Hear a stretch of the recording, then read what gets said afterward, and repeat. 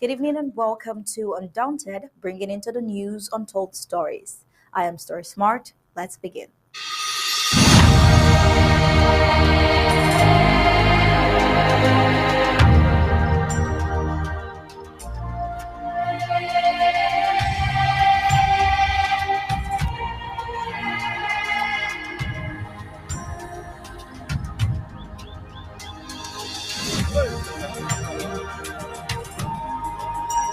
On June 19, 1865, Major General Gordon Granger, a U.S. Army officer and Union general during the Civil War, issued an order in Galveston, Texas, announcing that all slaves were free under the Emancipation Proclamation. So the Juneteenth holiday, a date commemorating the fall of slavery in the United States, a new federal holiday. It's been celebrated since the 1860s. But what is happening today in Amazonia amidst today's celebration of emancipation? Meanwhile, since the colonial La Republic soldiers invaded Babanki on Sunday, June 11, 2023, the number of civilian corpses being discovered is on the increase. Uncertainty now looms in the air in Babanki as the question of who is next becomes the order of the day. There is now a mass exodus of youths because of insecurity and uncertainty. This chaos is a direct consequence of the entry of the occupational forces of La Republic into Babanki. The Amazonian Restoration Forces have, regardless, been in Babanki since the fight to defend the homeland from the colonial La Republic. We'll get the prime headlines now to usher us into the full briefings of Undaunted tonight.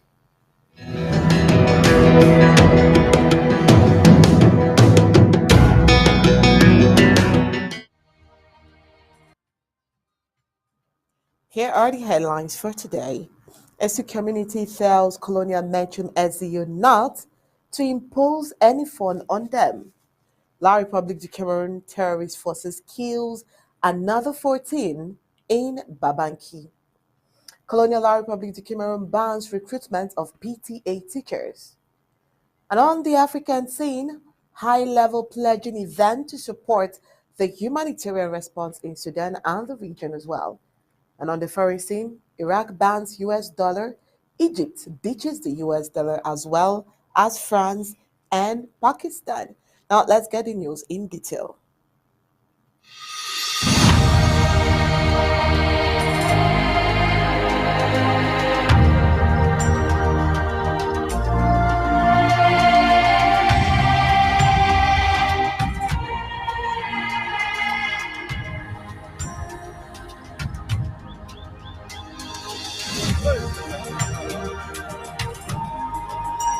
Our vision in this interim government is to make ABC a leader and a real war horse of our struggle.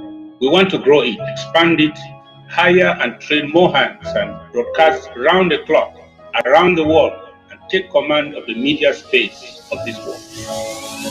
You can enjoy all round the clock, 24/7 exclusive moments of bliss as an ABC Amba TV Club member. A cappella. Latest Nigerian/African movies, global politics, ABC Amba News and updates, historical documentaries, and lots more.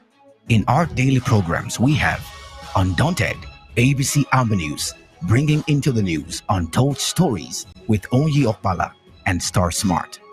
Exclusive discussion, revolutionary panel conversation, infotainment, edutainment, intro governmental debates on topical issues with Tar Paddy King, State of the Liberation Movement, Fronting IG and People of Ambazonia's Position, The Struggles Weekly Update with Secretary Martin Mungwa, PhD, FASC, Health is Wealth, Health Education and Awareness within the Ambazonian Community with Dr. Yaya, Liberation Prayer, an intercessory ministry for Ambazonia with Pastor Victor Amba, Our Freedom, Spiritual Awareness and Education for the Ambazonian Community with Pastor Victor Amba and Pastor Commando, Church and Politics, neutralizing the myths and preconceived religious and political philosophies that limit the Christian involvement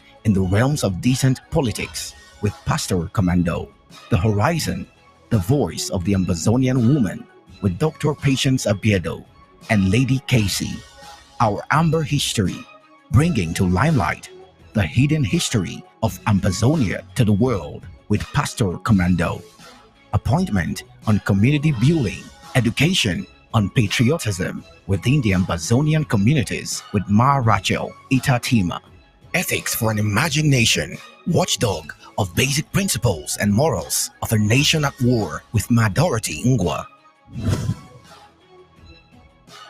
Upcoming programs: Pigeon News, Vernacular Talk Show, County Roots, Activists Corner, Amba Focus, only on ABC Amba Television. We the people, the voice of the voiceless. For 24/7 access, subscribe as a club member on www.abcambatv.com/subscribe.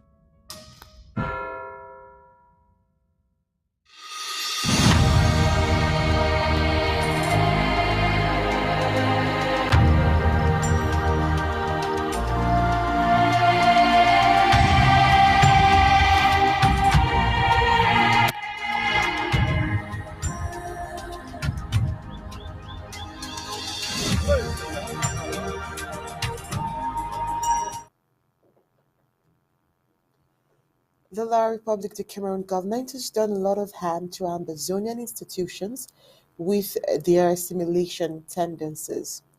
The recent, which must be condemned with oral energy, is the attempt by the colonial senior divisional officer for Menchum to mingle with the replacement of their disappeared Fonovesu who was murdered together with his wife. People have made statements condemning the colonial SEO's move away from individuals. The Menchum Council of Chiefs sent a jointly signed letter condemning the attempt. The Issue Development Association has condemned the outing of this La Republic du Cameroon surrogate. This question must and should always be asked: how can a foreigner want to spearhead the enthronement of the fun of the people? How can we ask? Well, this is where we begin the full briefings of Fundante tonight. How are you doing, Sir? Farewell Onye. Good evening, Amazonians. The ESO Cultural and Development Association Caretaker Committee organized a press conference in Douala on Saturday, June 17th, in reaction to a communique from the Colonial Mention SDO calling for applications from persons wishing to occupy the throne after the passing of Fon Kum Achu II over a year ago. The ESO Association members spoke bitterly, noting that they choose to respond through a press outing because the colonial senior divisional officer, Abdullahi Aliu, had turned down the request to hold talks with him in person. Doubts were even raised on the authenticity of the communique circulating online. It seems like someone else wrote that communique using the SDO stamp and signatures, one of the allegations told. The chairman of the ESU Culture and Development Association, Reverend Dr. Me Clement Kum, said it did not look normal for the document to be written in the third person narration. Quote the colonial senior divisional officer for Menchum. He calls all the members of the royal family and accepts of the communique reads. Reverend Dr. Me Clement said if the colonial SEO was the author, the pronoun I would have been used and not he. Well, the decree quoted in the document in an attempt to justify the colonial SEO's move was equally deemed inappropriately used. Now, the association's legal counsel, Barrister Kum Charles, argued that it was not in the colonial SDO's place to intervene in matters concerning enthronement in their village. He said, as a second class fundum, it was within the powers of the colonial minister of territorial administration to intervene. Thus, Articles '08, '09, and 10 of Decree Numbers 77/245 of 15 July 1977 were wrongly interpreted, according to the lawyer. The fact that the notables in charge were not consulted by the colonial SDO also violated Article 11 of the same law, Barrister Cum Charles pointed out. The ESO Association gave the Colonial Senior Divisional Officer, the SDO, 2 months to react to their outing, either considering their grievances or rejecting it. If he rejects it, the chairman of the ESO Cultural Association declared the colonial governor will be consulted, and if it persists, we will take it to court. Well, son of Esukum Acho II and his wife were brutally assassinated on the night of March 2022 while returning from Way, where they had gone to enthrone a new chief. The Esu people say they have never witnessed such a sacrilegious incident in their kingdom. The community has been in mourning till today as they await for the right moment to enthrone a new ruler. The kingdom of Isu is found in the Fongom local government area of Menchum County. It is located some 8 9 kilometers from Bamenda. Now, since the colonial La Republic soldiers invaded Babanki on Sunday, June 11th, 2023, the number of civilian corpses being discovered is on the increase. Uncertainty looms in the air in Babanki as the question of who is next is the question on the mind of every youth. There is now a mass exodus of youths because of insecurity and uncertainty. This chaos is a direct consequence of the entry of the occupational forces of La Republic into Babanki. The Amazonian Restoration Forces have always been in Babanki since the fight to defend the homeland from the colonial La Republic. Contrary to the claim of the son of Babanki, who justified his call for a colonial La Republic to Cameroon military barrack in that armed gang is causing atrocities in his village. None of such acts have ever caused the death of anyone or provoked mass exodus like the situation with the presence of the colonial La Republic to Cameroon terrorist forces. Well, this week in Babanki, the occupational La Republic to Cameroon forces have killed more than 14 and have forced many out of the village for safety. The phone is simply penny-wise and pound-foolish. How many must be killed before he realizes that he made a wrong choice? Now, at least 14 persons are said to have been summarily executed by La Republic's government forces in Big Babanki village in the Midland zone of Amazonia. An informant has noted, adding that they are progressively interred. These guys, according to the informant, says were just suspected to be working with Amba boys since the presence of La Republic's government forces and all the fighters disappeared. Well, on Friday, June 16, 2023, La Republic de Cameroon's government forces, on the invitation of the traditional leader of the village, invaded the area, going after some suspected or persons working with the Amazonian Restoration Forces. Some of the victims had then guns placed on them after the carnage, which is just a mere propaganda by La Republic de Cameroon forces. For Amazonian Restoration Forces have long passed the stage of using the damn guns. The village is still in shock and consternation as more corpses are being discovered in the bushes. Some of the victims identified by a CNA informant are popular backriders called Promise and Ezekiel. Now, the quarterhead of Mugu T. Manuel in traditional attire was also killed, and the kingmaker Viof, who lived in the Chubali quarter, was kidnapped and later found dead. There is an exodus in the village as many fear they may be the next target. There is a massive migration of youths from the village because everyone is worried they don't know who is next. Well, on Monday, June 12, 2023, one person was shot dead by the Colonial La Republic to Cameroon military, and his house was set on fire. This was the first gunshot heard in the village since the invitation. Is this what they call protection? On the phone can be in the right position to answer this question.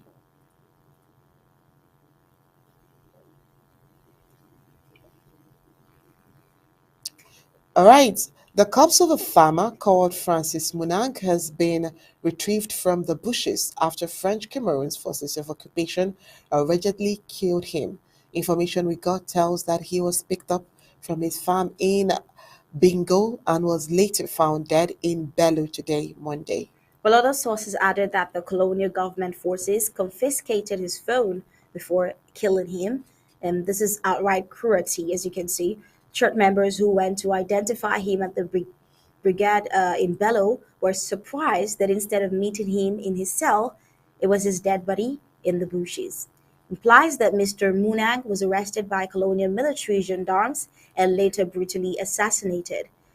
If this is not crimes against humanity, what can you call this? It is against the law of war, in other words, against the Geneva Convention for captives to be outrightly slain by their captors. Well, this information is courtesy CNA of Umfuhansi.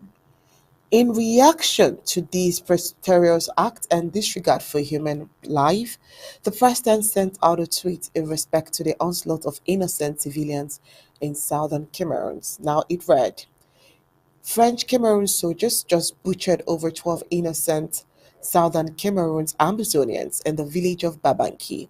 The war of extermination now unstirred. Yet the enemy of the annexation, he tagged the necessary handles Antonio Guterres, Secretary Blinken, Emmanuel Macron of Kuwait, and Ukraine continues to look away. Now, Dr. Patience Abidu also tweeted about this genocide, writing on hashtag Juneteenth 2023, the people of hashtag Amazonia appeal to at POTUS Free Southern Cameroons and Genocide in Amazonia, tagging at Secretary Blinken, at Rep. Gregory Mix, at Samantha J. Power, at Senator Risch, at Chris Van Hollen, at House Foreign, at Senate Foreign, at VP, at USA and UN, at State Dept, at Coons, and at USM Yaoundé to the images of the carnage. As you would notice in Dr. Patience Abiedo's tweet, she mentioned Juneteenth. The origins of Juneteenth dates back to June 19th in 1865, when Major General Gordon Granger, a U.S. Army officer and Union general during the Civil War, issued an order in Galveston, Texas, announcing that all slaves were free under the Emancipation Proclamation. So, what this means, in essence, is that Juneteenth holiday is a day commemorating the fall of slavery in the United States. Although a new federal holiday has been set, it's been celebrated since the 1860s.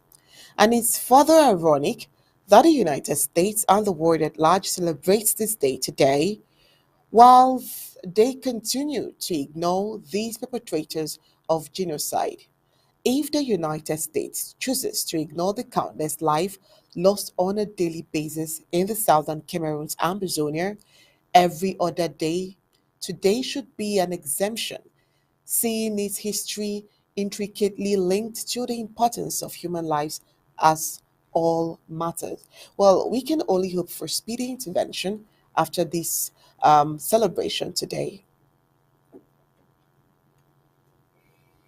The La Republic and the CPDM junta had been bragging of creating and opening schools all over the country, but these schools actually functioned thanks to the poor parents through the Parents Teachers Association (PTAs), who sacrificed their little earnings to recruit teachers and pay them a token to help keep their children in class, while the Yaoundé Corrupt Crime Syndicate went about making propaganda how it was providing the basic necessities to all and sundry, including education.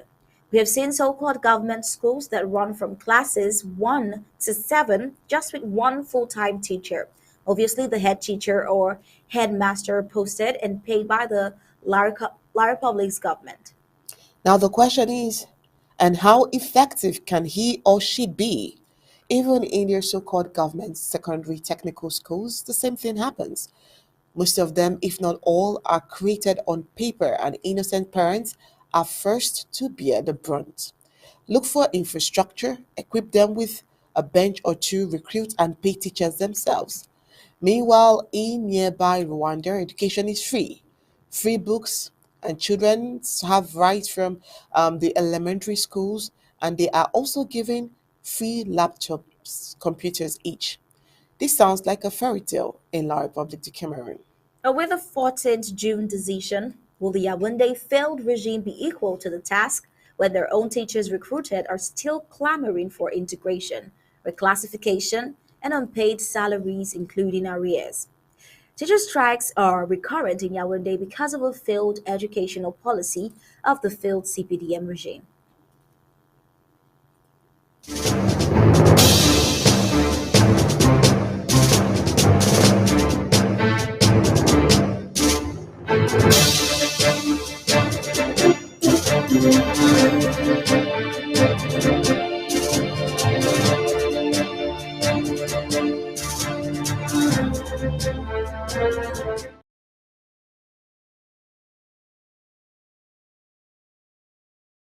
As the conflict in Sudan fuels a humanitarian catastrophe in the country and a refugee crisis beyond its borders, donors today announced nearly 1.5 billion US dollars to fund life-saving relief efforts in Sudan and the region and called on parties in Sudan to immediately end the fighting.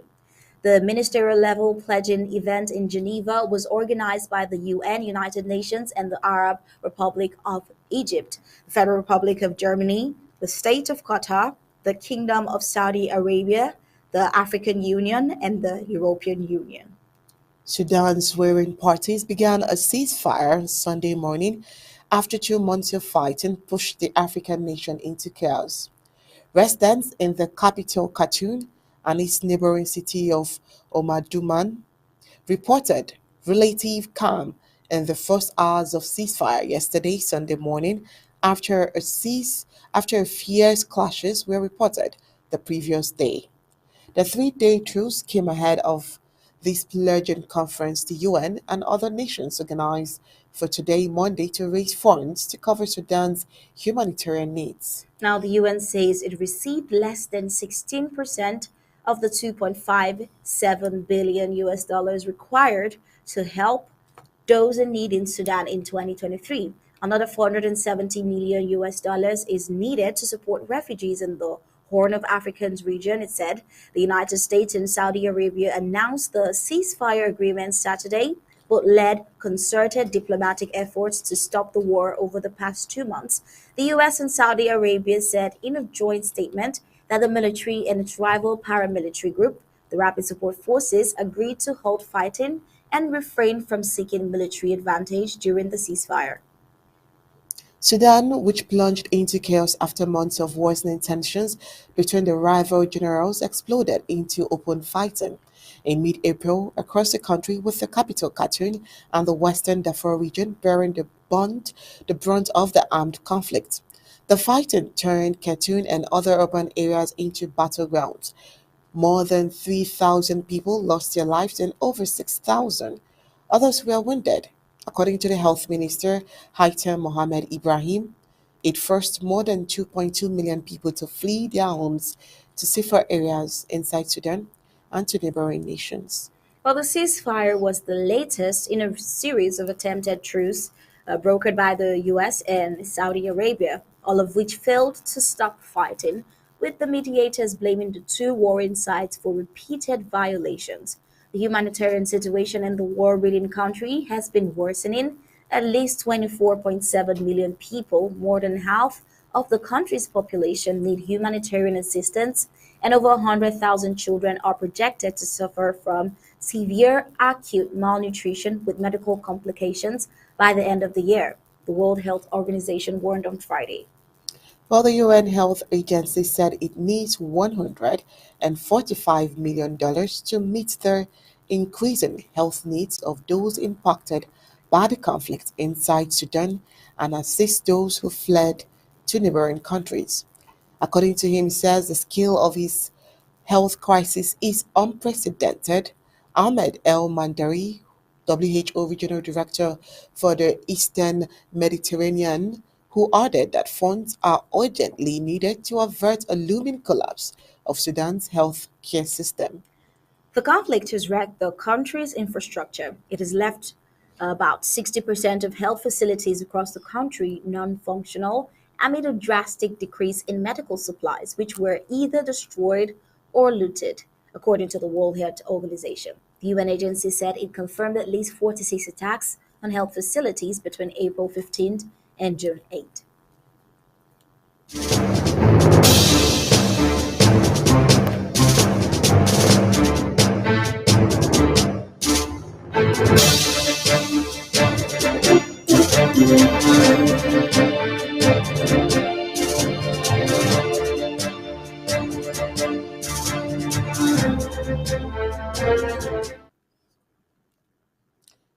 And on the foreign scene, just a few days ago, we told you that Pakistan had settled trade for Russian oil imports by paying with the Chinese yuan. The US dollar took a backseat in all of these international transactions, which might be signaling that BRICS is stronger than expected. Now, Iraq's Interior Ministry placed a ban on US dollar transactions across the country in a move to strengthen the Iraqi dinar. The country wants to control the fluctuating black market exchange rate that plagued forex prices for Chinese yuan and USD. The move will also help boost its native currency as the US dollar will take a step back nationwide. The decision to ban the dollar comes at a time when Iraq expressed its interest to join the BRICS alliance. Iraq would accept the soon to be released BRICS currency to settle international trade and sideline the US dollar. In another recent update, Egypt will settle trade with China, Russia, and India using the narrative currencies of the respective nations.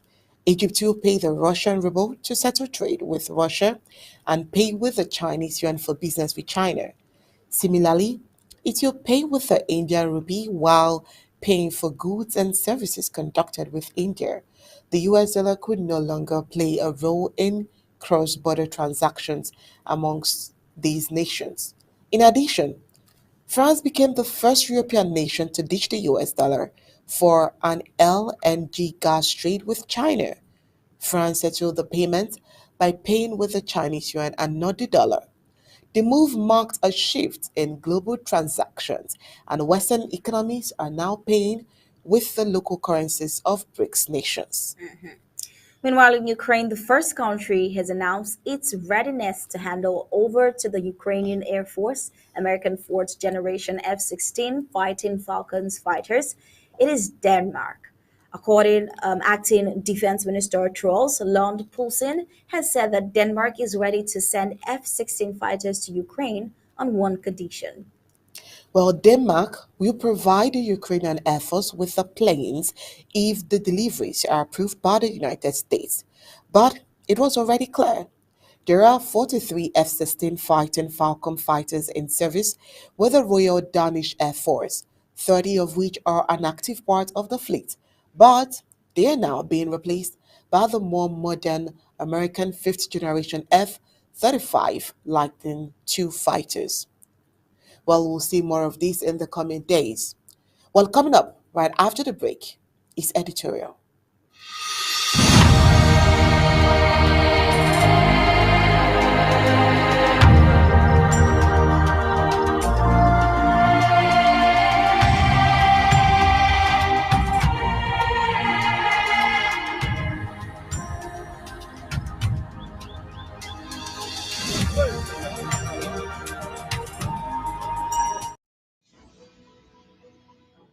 In our editorial for tonight, we'll take a look at an article from the Homefront with the title, The Traditional Titles of Chief and Fawn Does Not Give Anyone a License to Kill in Amazonia.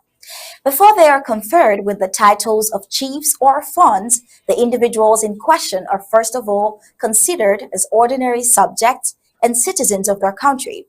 The title chief or fawn goes with conditions that the title holder shall safeguard the life, integrity, and tradition of his people and confer absolute respect to all the laws governing the land as a whole.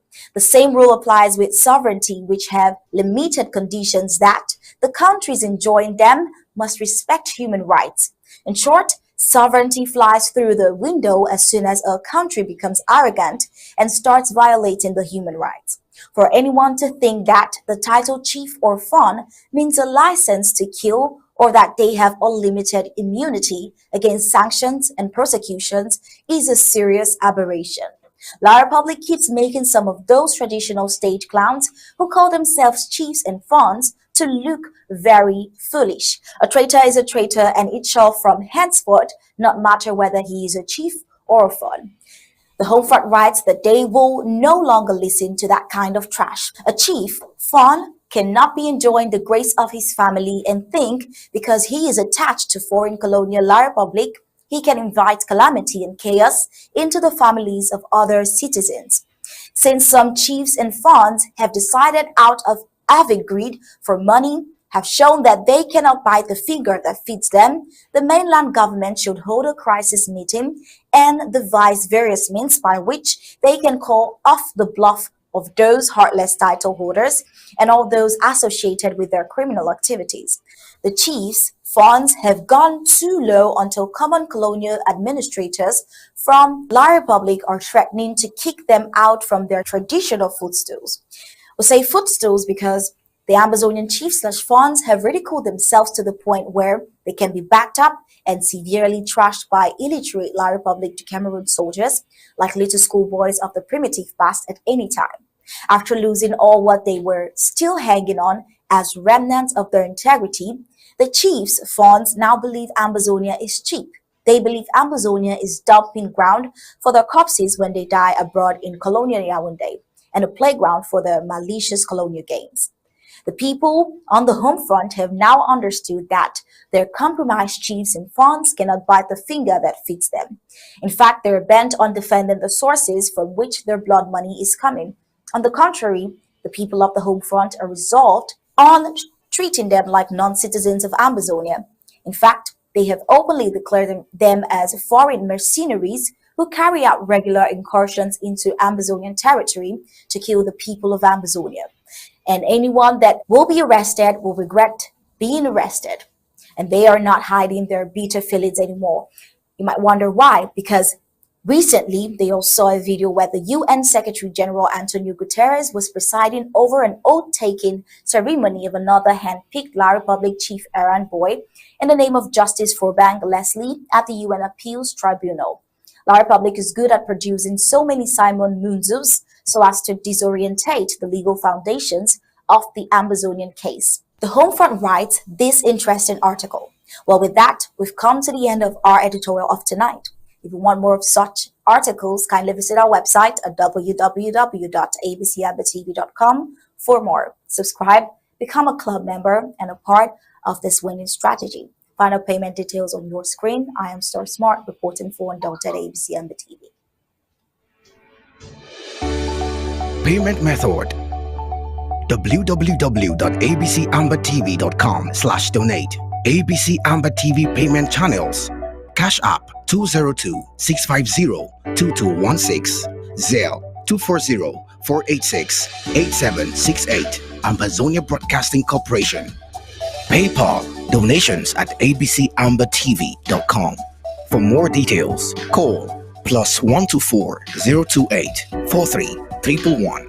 You can email us at info@abcambertv.com.